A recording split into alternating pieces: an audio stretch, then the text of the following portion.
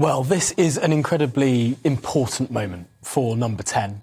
They've seen 6 Conservative MPs publicly say now that the Prime Minister should go, that his time is up. Now, that's around 1% of the Tory MP, or 1.5% of Tory MPs, so it's not a huge amount, but the crucial question is there are many Tory MPs who are now saying we don't want to prejudge the Sugré investigation.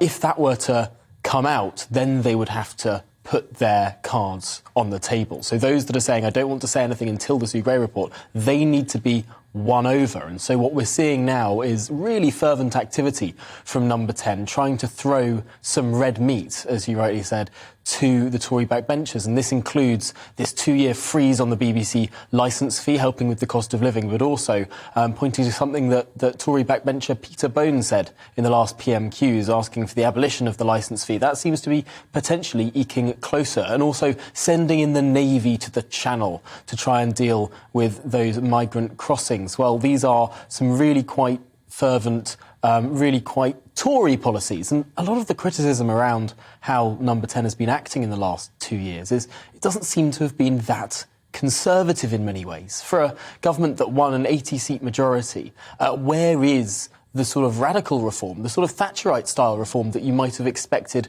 from a government with that style majority? And I think that a lot of Conservative MPs are feeling out of touch with Number 10, feeling like Number 10 isn't speaking for them, not just over Partygate, although that was the straw that broke the camel's back, but to some extent, the way that Number 10 had been acting for the previous 2 years had been really leading up to this moment.